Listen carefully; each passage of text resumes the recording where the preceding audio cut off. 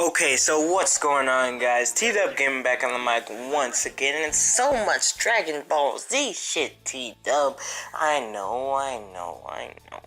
But a gaming vid coming out today. Not only my Xenoverse playthrough part 4 should be coming out today, but I should have another gaming news topic out today. Now, I wanted to put this video out first, though.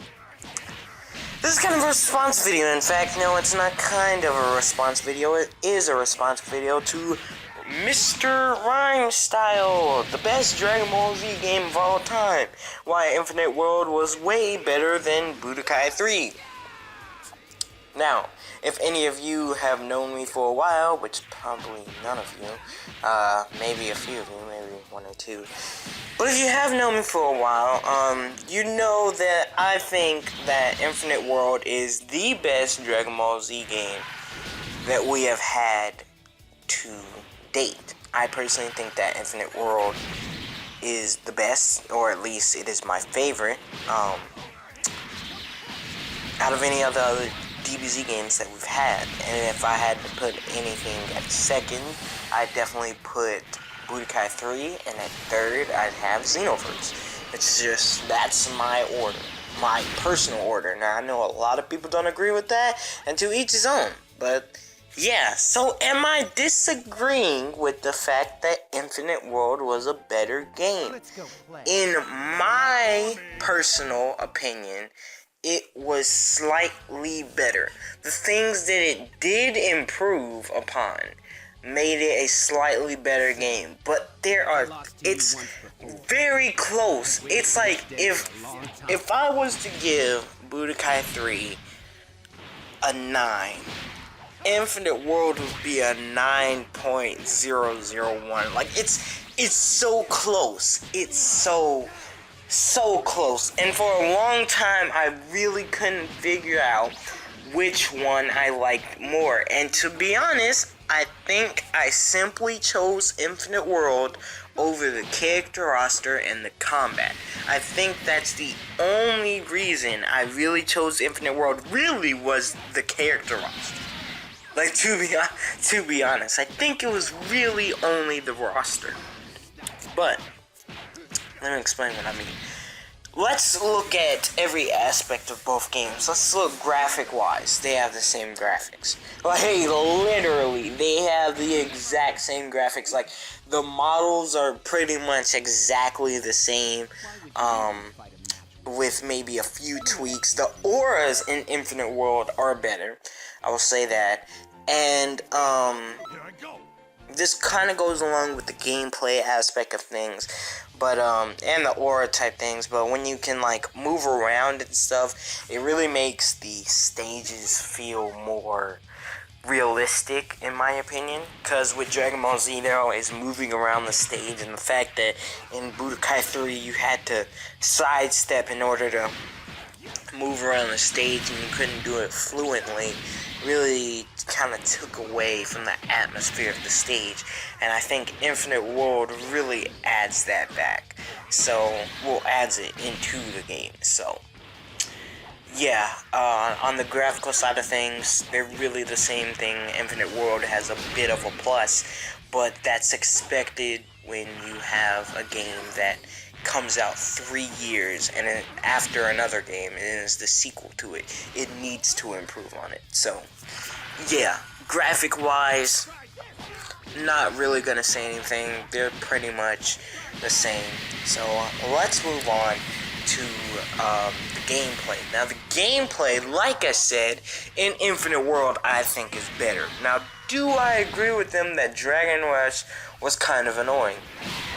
Yes, it was a little bit annoying. Is it the worst thing ever, like they try to make a scene?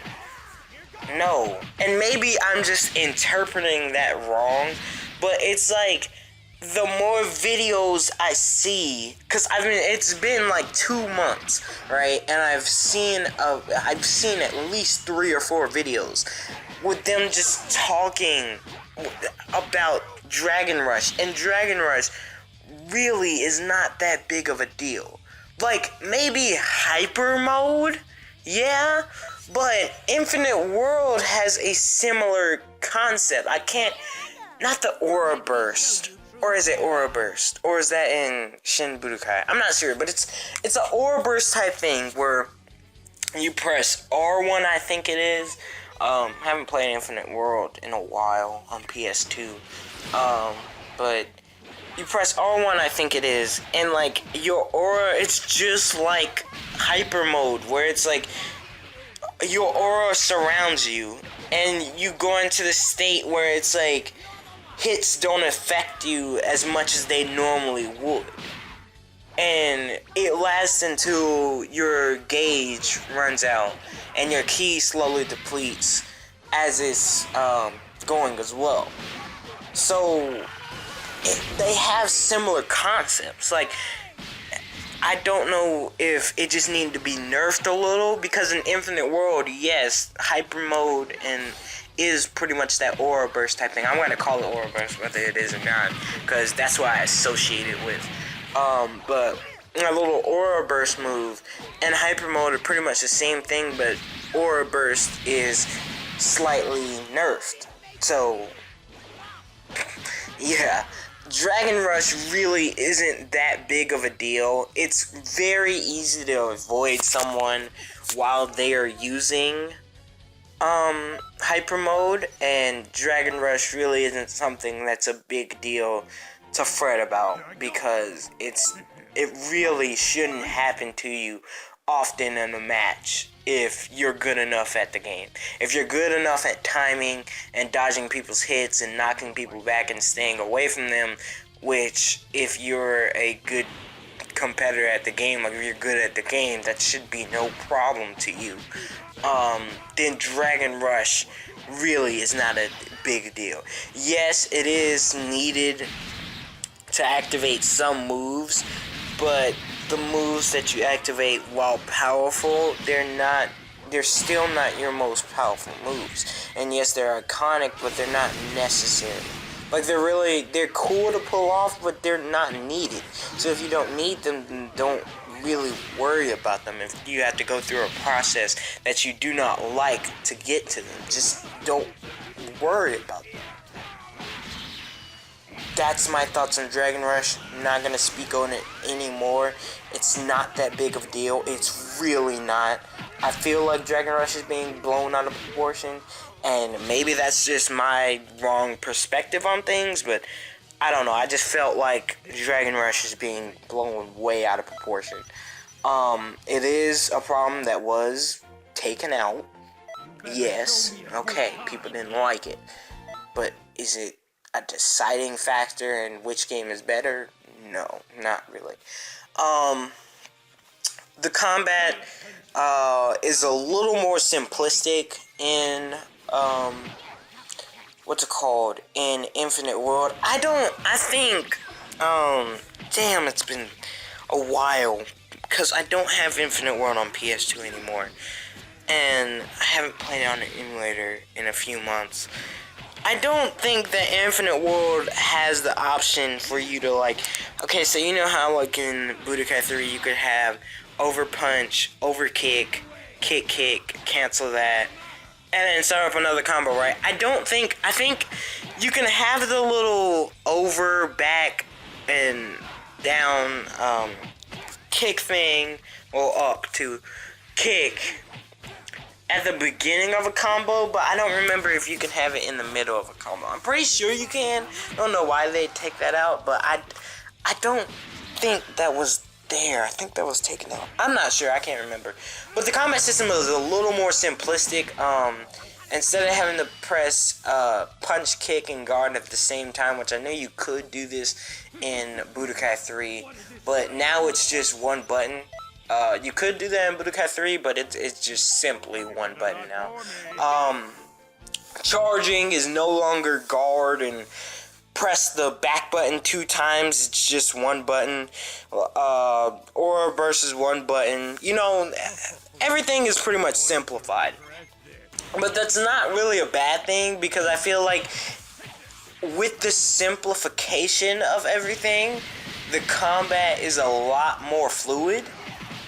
And I like that about it. Like, I like that. So, I'm not really complaining about the simplicity. It just took a little bit coming off of Budokai 3 for so long to come to Infinite World, not too long ago, and really just,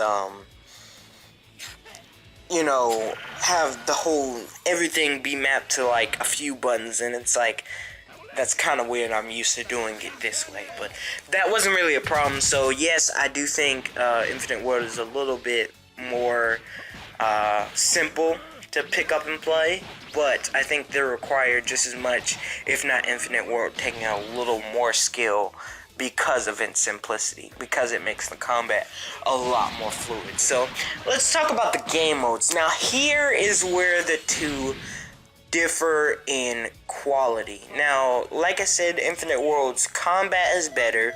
That's 1 point for it. They tie on graphics. So that's 2 points for Infinite World, 1 point for Budokai 3. Here is where they majorly differ, and I'm going to give this point to Budokai 3 for obvious reasons. Yes, Infinite World's story is great. It goes all the way through. It includes pretty much every major battle, with some exceptions here and there because the characters aren't in the game, obviously. The cutscenes look great, and it's overall just a great story mode. Budokai 3, in my opinion, is a more unique story mode and something we don't get to see often, which is why I think it is the better mode. It goes through pretty much everything that Infinite World goes through, with Infinite World going through a little bit more because it has more characters.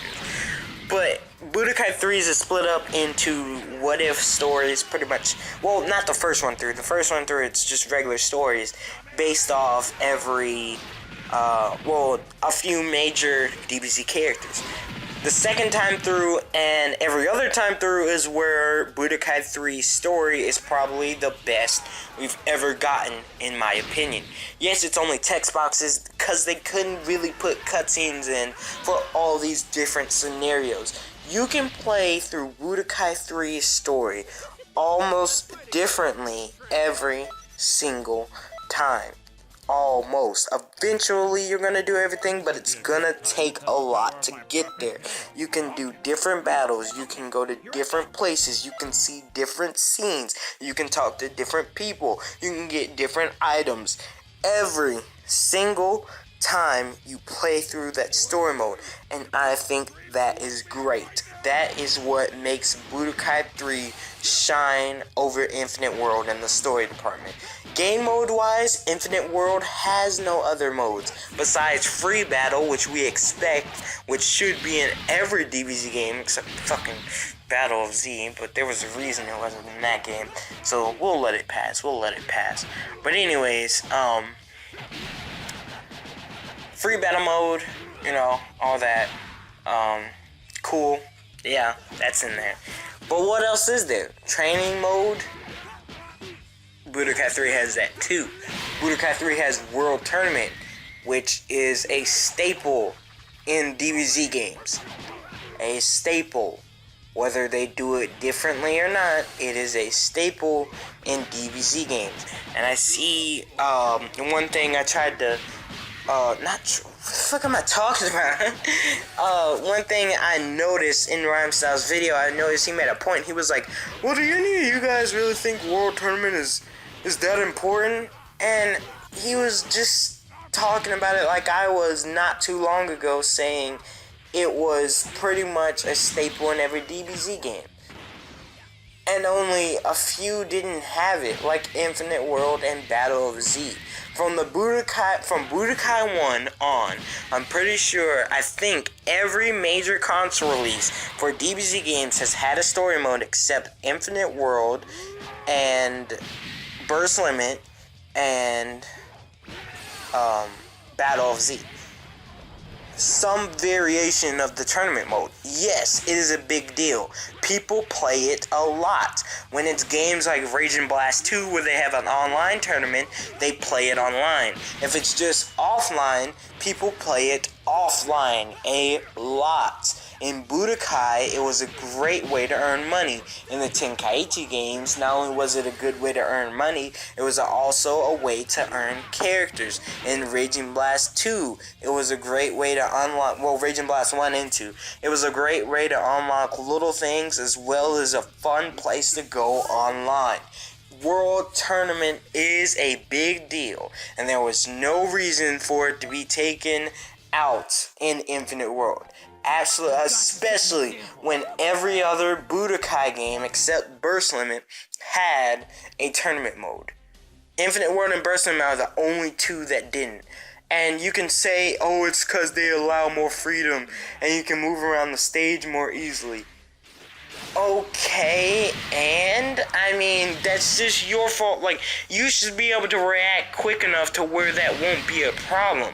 I mean, it's not like you couldn't move around the stage in the earlier Budokai games and knock somebody out of the ring. I mean, that was totally possible. So if you get hit with that, that's your fault for not being quick enough. That's not the game's fault, it's your fault. You should be good enough to be able to dodge that. So there was no reason for it to be taken out. And every other Budokai game, I don't think Budokai 1 had this, but I know Budokai 2 and 3 had this. Besides World Tournament, besides Free Battle, and besides Story, they had some other obscure game mode that put different challenges against you.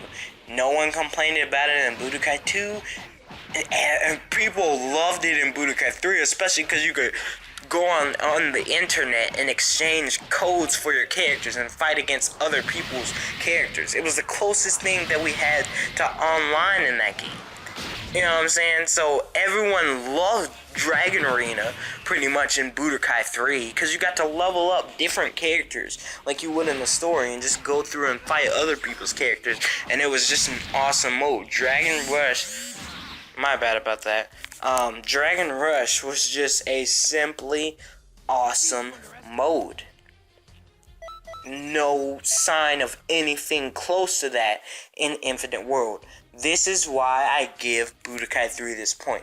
Not only does it has a staple in tournament mode, but it also has an extra mode to keep you busy.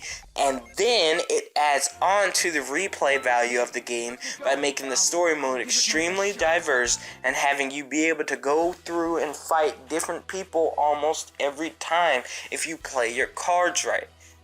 It's just simply amazing in terms of replay value.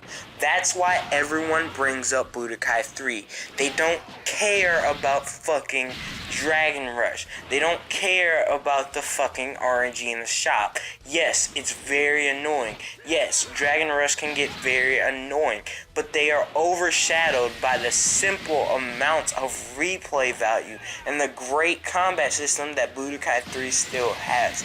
Yes, Infinite World has a good story mode. Yes, Infinite World has better combat mechanics. But when people can't come back to Infinite World and play it over and over again a different time unless they're playing Free Battle mode, which you can do in Budokai 3, and you only have like a few more characters, yes, that's enough to entice me, but is it enough to entice the general audience? The reason that Budokai 3 is considered a better game than Infinite World in many people's eyes is because Budokai 3 has the greatest, in my opinion, the greatest replay value of any DBZ game ever. It's just my humble opinion. But I think that Budokai 3, while Infinite World might have slightly better graphics, a slightly better character roster, and slightly better combat system, Budokai 3 still has a great combat system, still has an amazing story, and still has plenty of great game modes that bring you in every single time you turn the game on. That's why Budokai 3 has survived for this long. That's why Budokai 3 sold so many copies. And that's why Budokai 3 is considered one of the best DBZ games ever made, because it is simply a fact. This has been your boy T-Dub Gaming. See you guys in the next video.